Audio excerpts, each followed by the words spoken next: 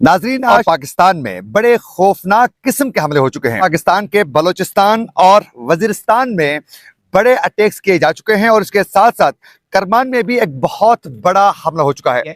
मैं तो मई 2025 से ये बात आपके सामने रख रहा हूँ कि भाई ये हो रहा है और अब इनकी इंटेंसिटी इन क्वाडकॉप्टर अटैक्स की बढ़ गई है। तशवीशनाक पहलू है कि भाई दहशतगर्द अब ड्रोन हमले कर रहे हैं, स्टेट की रिट को चैलेंज कर रहे हैं, bureaucracy, police force, security forces. Information ये है कि एक खुदकुश बमबार आया और उसने बोया मिलिट्री फोर्ट जो है, किला जो है, उसके दरवाजे के ऊपर अपने आप को ब्लास्ट किया और उसके बाद फिजिकल ब्रीच जो है वो 4 एडिशनल दहशतगर्द जो इसके साथ मौजूद थे वो फिजिकली अंदर इन्फिल्ट्रेट करने की उन्होंने कोशिश की।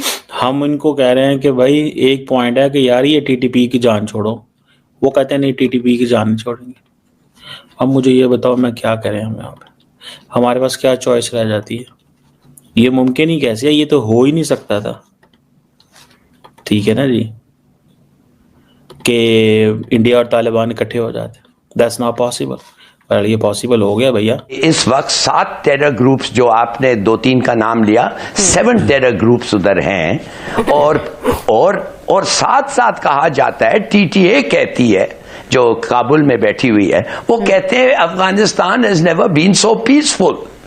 तो इसका मतलब क्या है कि एक एक टेरर ग्रुप्स दूसरे की इजाजत के साथ इकट्ठे हो रहे हैं एक मुल्क में और टीटीए कह रहा है आओ इधर ठहरो और इधर से सब लोग प्लान करो, तुम जाके ताजिकिस्तान को मारो, ये टीटीपी जाके पाकिस्तान को मारेंगे, हम मजे लेंगे, इंडिया से पैसे लेते रहेंगे और जो आर्म्स हमें अमेरिकनों ने छोड़ के गए वो मजे से वो तकसीम करते रहेंगे।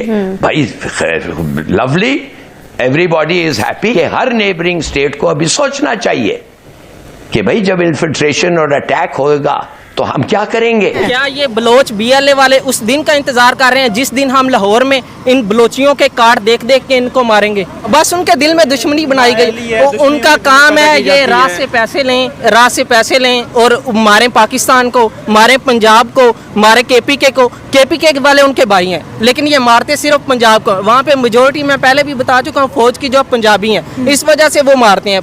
पता नहीं इनको पंजाब से क्या दुश्मनी। भाई आप भी अपने लीडर अच्छे लेके आओ, आप भी अपने आप में वो इल्मी शऊर लेके आओ, आप भी अपने आप को आगे बढ़ाओ। आप पंजाब के साथ हसद करते हैं, आप रश करें। अफगानिस्तान ने भी अपना मौक़िफ़ चेंज कर लिया है, उन्होंने भी इंडिया के साथ तल्लुकात बना लिए हैं और वो भी अब खुलेआम कह रहे हैं कि हम जंग करेंगे आपके साथ, हम अपना टाइम लेंगे, हम करेंगे। तो आई थिंक तल्लुकात और भी ख़राब होने जा रहे हैं। अच्छा, और भी स्ट्राइक्स होंगी उनकी तरफ से, टेररिस्ट स्ट्राइक्स, हमारी तरफ से targeted strikes against the terrorist. And I think ये जो टर्की कह रहा है कि हम मुज़ाकरात करा देते हैं, रूस कह रहा है, उसका भी बयान आ गया है, सऊदी अरेबिया कह रहा है कि हमारे यहाँ भी मुलाकात हो रही है, हम भी डिस्कस कर रहे हैं तालिबान के साथ कि भाई आप क्या कर रहे हैं, ना करें, डिस्टेबलाइजेशन हो रही है एट्सेट्रा। बट ये कामयाब नहीं होंगे। अच्छा, ये सब फेल हो जाएंगे। और तालिबान ने फैसला कर लिया है, वो आइडियोलॉजिकल लोग हैं, वो प्रैक्टिकल और प्रैग्मेटिक लोग जिसे कहते हैं ना, वो नहीं है। अच्छा। ये उस किस्म की रियासत और हुकूमत नहीं है जिस किस्म की रियासत और हुकूमत कॉन्स्टिट्यूशन के तहत और इंटरनेशनल लॉ के तहत चलती है। ये गुरिल्ला फोर्स है, वो आके वहाँ बैठ गई है और कब्जा कर लिया उन्होंने, ठीक, और वहाँ से उनको हिलाने वाला कोई नहीं है। And they don't have any law, वो अपना ही उनका कानून है, जो चाहे वो कर ले।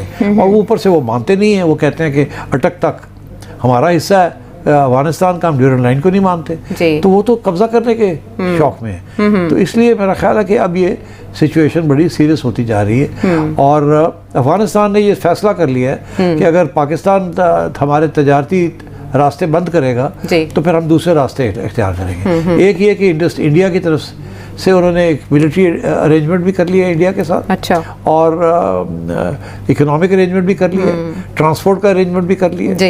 एक कॉरिडोर वो ढूंढ रहे हैं बाय एयर, दूसरा कॉरिडोर वो ढूंढ रहे हैं बाय चाबहार पोर्ट के ईरान के जरिए, जो कि पहले अरसे से वो उन्होंने 10 साल के पहले सोचा था ये इंडिया ने कि हमें किसी न किसी स्टेज पे अफगानिस्तान के लिए रास्ता बनाना पड़ेगा।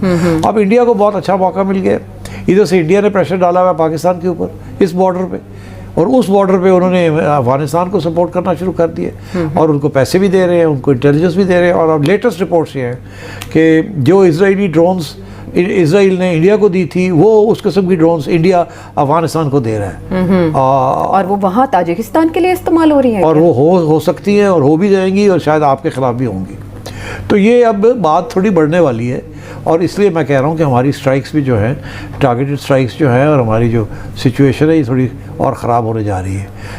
और इससे हमारे यहाँ ट्रेड बंद होने से या डाइवर्ट होने से अजनास की कीमतों पे क्या असर पड़ेगा? बिल्कुल, देखिए ना कि हमारा तजारत टोटल थी कोई 1.5 बिलियन से ज़्यादा तजारती लेन देन की, एक्सपोर्ट इम्पोर्ट की। हमारी एक्सपोर्ट से वो कोई 1 अरब डॉलर के करीब थी सालाना। अच्छा। उनकी कोई आधी अरब डॉलर की थी, 400-500 मिलियन।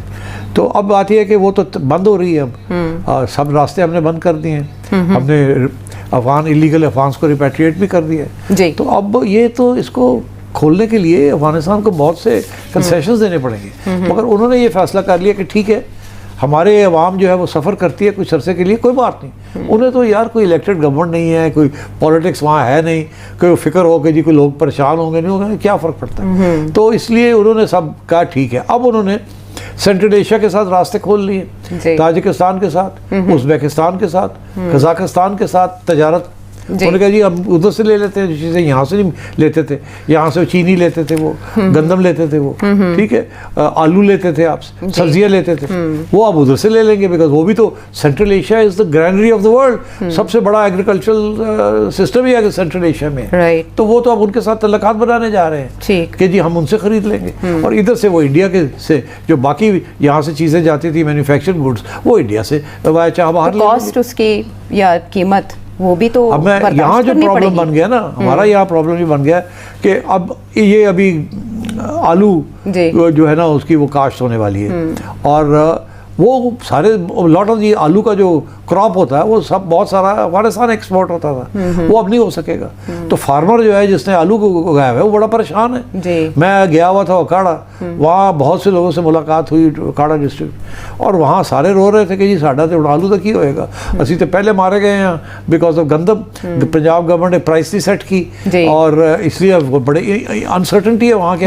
हम उगाएंगे तो हमें मिलेगा भी कुछ नहीं, क्योंकि पिछले साल काफ़ी नुकसान हुआ है इनका। नमस्कार दोस्तों, स्वागत है आप लोग का हिंदुस्तान स्पेशल के एक और नए वीडियो में। दोस्तों, पाकिस्तान से एक और बड़ी खबर आ रही है कि पाकिस्तान में कल रात को एक बड़ा अटैक जो है वो हुआ है, और पाकिस्तान के 2-3 जगहों पर बड़े बड़े अटैक हुए हैं, जिसमें कि बलूचिस्तान भी आता है। दोस्तों, जैसे कि आपने इस वीडियो में देखा कि कैसे पाकिस्तान का एक नागरिक बलूचिस्तान के लोगों को ऐसा बोल रहा है कि हम उनके आईडी देख के जब हम यहाँ पे कराची या फिर इस्लामाबाद में मारेंगे तब ये समझेंगे। इसका मतलब आप समझ सकते हैं कि कितना ज़्यादा बलूचिस्तान के लिए पाकिस्तानियों के अंदर नफरत है। और इसी वजह से लगातार आपने देखा होगा कि लगातार जो अटैक है वो कहीं ना कहीं जो है वो बढ़ रही है, क्योंकि बलूचिस्तान के लोग बहुत अच्छे तरीके जान गए हैं कि हम पाकिस्तानियों के साथ रह के कुछ भी नहीं कर पाएंगे, और इसीलिए लगातार जो अटैक की संख्या है वो बढ़ती जा रही है। दोस्तों, अगर आप पाकिस्तान की आर्मी को देखें तो आर्मी को बिल्कुल भी पता नहीं चल रहा है कि वो क्या करे तो करे क्या, क्योंकि लगातार अटैक बढ़ रहा है। अगर आप पाकिस्तानी मीडिया में अगर आप देखें तो लगातार भारत पे आरोप जड़ दिया जाता है कि भारत जो है वो पैसे फंड कर रहा है और इसी वजह से अटैक हो रहे हैं। लेकिन पाकिस्तान कभी ये नहीं देखता कि हमने कितने सालों से अफ़गानिस्तान के साथ क्या किया, अफ़गानियों के नाम पे अमेरिका से पैसे लिए और फिर अफ़गानिस्तान को ही पूरी तरीके से बर्बाद कर दिया। अगर आप अफ़गानिस्तान के लोगों से पूछे या फिर अगर आपने बहुत सारे वीडियोस देखे होंगे जिसमें कि साफ पता चलता है कि अफ़गानिस्तान के हर एक नागरिक के अंदर पाकिस्तान को लेकर कितना ज़्यादा नफरत भरी हुई है। और ये नफरत इसी वजह से भरी है क्योंकि अफ़गानिस्तान का एक एक लड़के से लेकर एक एक व्यक्ति तक इस बात को जानता है कि अफ़गानिस्तान को यहाँ तक पहुँचाने में जो पाकिस्तान है उसका बड़ा हाथ है, क्योंकि पाकिस्तान ने पहले रूस से पैसे लिए और उसके बाद अमेरिका से पैसे लिए, और अमेरिका के जाने के बाद भी वो पैसे लेते रहा क्योंकि वो अमेरिका को एक बार फिर से डरा के रखना चाहता था कि अगर हमको पैसे नहीं दिए और हम अफ़गानिस्तान में कार्रवाई नहीं करेंगे तो फिर एक बार फिर से अमेरिका के लिए जो है वो ये खड़े हो जाएंगे। तो कहीं ना कहीं अफ़गानिस्तान के हर एक नागरिक और पाकिस्तान के बलूचिस्तान या फिर पीओके ये सब लोग ये इस बात को बहुत अच्छे तरीके जानते हैं कि पाकिस्तान देश कैसा है। पाकिस्तान कहता कुछ है और करता कुछ है, और दोगली नीति पाकिस्तान की शुरू से ही रही है। और ये बात खुद डोनाल्ड ट्रंप ने जब पिछली बार ये राष्ट्रपति बने थे तब इन्होंने इस बात को जो है वो कहीं ना कहीं सामने कहा भी था। तो दोस्तों, बस आज की वीडियो में इतना ही। वीडियो को लाइक और चैनल हिंदुस्तान स्पेशल को सब्सक्राइब कर ले, क्योंकि मैं आपके लिए इंटरेस्टिंग वीडियो लाते रहते हैं। मिलेंगे वीडियो से, तब तक लिखते रहिए हिंदुस्तान स्पेशल।